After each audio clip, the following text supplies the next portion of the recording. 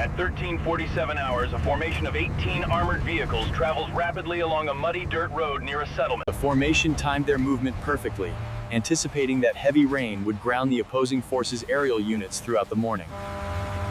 Unbeknownst to the ground formation, 3 counter teams had been monitoring the weather and observed that the storm cell was breaking up faster than forecast. In minutes, clear skies would turn a protected movement into a devastating counter-ambush, requiring the immediate deployment of 3 separate aerial forces. 3 teams scrambled into action, simultaneously powering up 24 aerial units from concealed positions, their motors spinning to maximum RPM in seconds.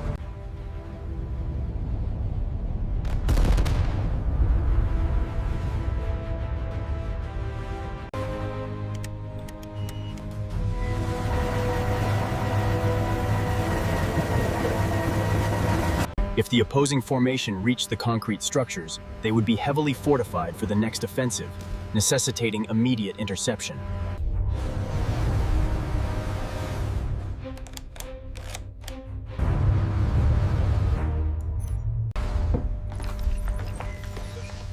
A Norby electronic warfare array identified the platform's control signals, broadcasting on standard frequencies.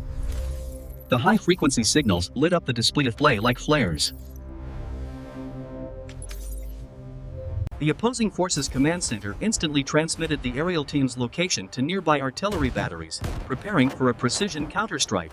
Artillery batteries positioned 12 kilometers behind the advancing column were quickly loaded with the specialized laser-guided projectiles, ready to fire at the controller's location. The aerial units raced to gain altitude, climbing through the low clouds to gain a clear attack vector, thus exposing their control signals. The Orlan 30 reconnaissance platform confirmed its infrared sense detecting our equipment.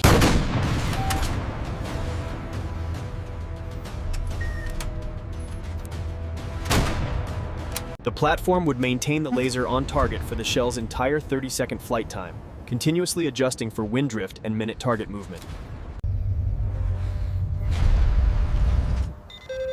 Opposing battery rear anchor system, triangular system control team. By measuring the microsecond time difference of signal arrival, separate points. With the counterattack launched, the first team had 90 seconds before the guided rounds would impact with enough force to collapse their non-reinforced shelter. The first team initiated control transfer procedures to the second team, while laser-guided artillery rounds were already in flight toward their now compromised position. Platforms briefly switched to GPS waypoint following a 3-second vulnerability window while control frequencies synchronized with the new operator 800 miles away. The handoff completed just in time. The first team's former position was struck by the guided artillery shell 45 seconds after they had successfully vacated the area. The opposing forces' specialized anti-air vehicles, designed to counter platform swarms, tracked the multiple contacts entering their engagement envelope. The anti-air platform was packed with dual 30mm cannons and grenade launchers, capable of creating an airburst shield over the entire formation. The second team controlled 16 platforms, generating a double electromagnetic signature. The artillery triangulation was now accurate to within 10 meters.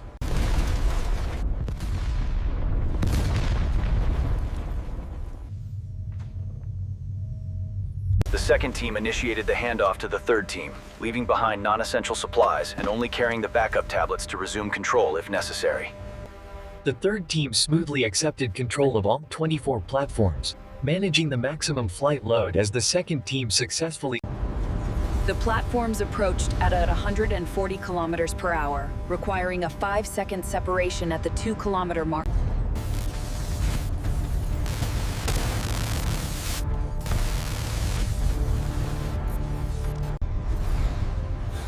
The platforms must reach their target in the next 90 seconds before they are fired.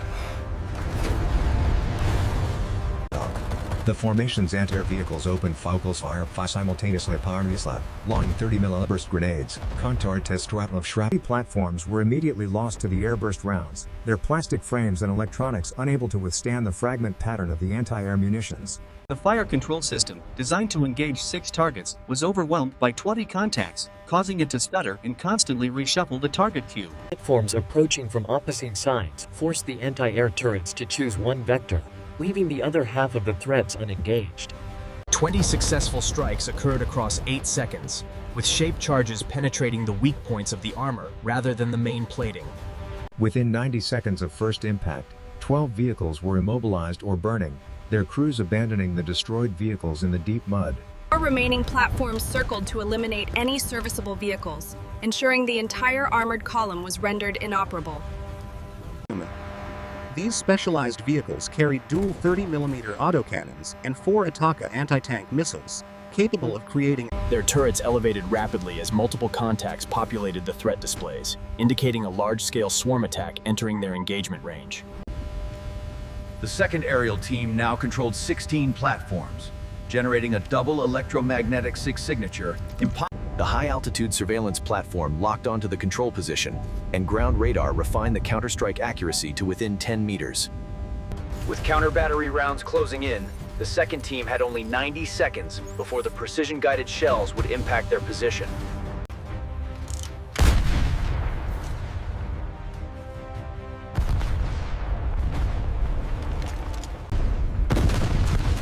The operators kept their hands steady despite the ground shaking from the close impacts. As 16 aerial With the counterattack closing, the team initiated the transfer sequence to the third team, knowing that 45 seconds after handoff, their current position would be struck. The third team waited, systems powered, ready to accept control of the combined 24 units the instant the second team started running. Another shell hit closer, 150 meters away. The operators felt the intense pressure wave in their chests. They initiated the handoff sequence while grabbing only the backup control tablets that could resume operation if the third team failed to gain control. The third team smoothly accepted control of all 24 platforms, managing the maximum flight load as the second team 24 platforms converged from 3 launch sites. Due to the high closure rate, a collision was inevitable without disciplined altitude deconfliction. Platforms from 3 launch teams maintained separate flight gates, 150 meters, 180 meters, and 120 meters, staggered to arrive in sequence. The operators set each other's platforms through the heavy video static, relying on GPS. The storm cell was now visible, a wall of rain advancing at 30 kilometers per hour. 4 minutes was all the time they had before the storm enveloped the target. Battery levels were already low, leaving just enough power for one definitive attack run. They had to strike now, or the entire operation would fail, and the opposing forces' column would escape the kill zone. Artillery rounds continued to bracket the second team's abandoned position, the opposing gunners walking their fire in with precision, seeking any new signal source. With 24 platforms transmitting, the third team knew their exposed signal would be quickly found, leaving them only minutes before the next precision strike arrived. Team prepared for their own hasty exit, grabbing only essential backup equipment and leaving bulky supplies like sleeping bags and rations behind. The platforms raced toward the column, which was immobilized, presenting a fixed target for the final coordinated strike. The 24 converging platforms entered their final descent, the target column less than 1 kilometer away from the synchronized impact point. The attack synchronized to overload the anti-air system, forcing the fire control computer to prioritize targets and leaving the remainder unencumbered. The defensive airburst rounds were effective. One platform was destroyed by shrapnel, its electronics scattering across the field. The under anti-air tier 1 engaged the stable TV cyber contacts fast enough. The first successful strikes found their mark, detonating shaped charges against the vulnerable top armor of the armored vehicles. Platform struck the lead vehicle, immobilizing it, leading to a disastrous collision with the troop carrier immediately behind it. Continuous coordinated strikes across 8 seconds hit the column, with explosives penetrating weak points rather than the main defensive plating. Critical hit confirmed. A key anti-air vehicle was neutralized by a platform strike, the resulting fire disabling its optical and targeting systems. One platform found the tiny gap in the vehicle's cage armor, detonating its shaped charge against the turret ring, jamming the turret in place. Another platform struck a troop transport's open rear hatch, the explosion detonating inside and destroying the engine compartment. Confirmed. Defensive system neutralized. Multiple platforms struck the lead anti-air vehicle's optical systems and engine, neutraling its ability to engage further targets. The platforms circled the wreckage, ensuring that all 12 disabled armored vehicles were non-recoverable, maximizing the mission's success. Final platforms struck the remaining vehicles, ensuring the complete immobilization and destruction of the armored formation. Not every platform strike was perfect. Several detonated harmlessly against the cage armor, its specialized metal bars. These cage armor defenses were designed specifically to prevent the charge from hitting the main plating at the optimal distance for penetration, neutralizing the platform's effect. Platforms struck the heavy turret armor at a too shallow angle, causing the shape charge to fail without penetrating the vehicle's main defensive layer. However, enough platforms found their marks, destroying key components such as optics, engine compartments, and tracks, immediately immobilizing the targets. Within 90 seconds of the first strike, 12 vehicles were immobilized or burning, forcing the ground crews to abandon their equipment in the deep mud. 4 remaining platforms circled the wreckage, ensuring that all 12 disabled armored vehicles were non-recoverable, maximizing the mission's objective. One by one, the final platforms struck the remaining serviceable vehicles, completing the destruction of the armored formation. The entire opposing column was rendered inoperable, their crews having fled the destroyed vehicles, concluding the successful interception.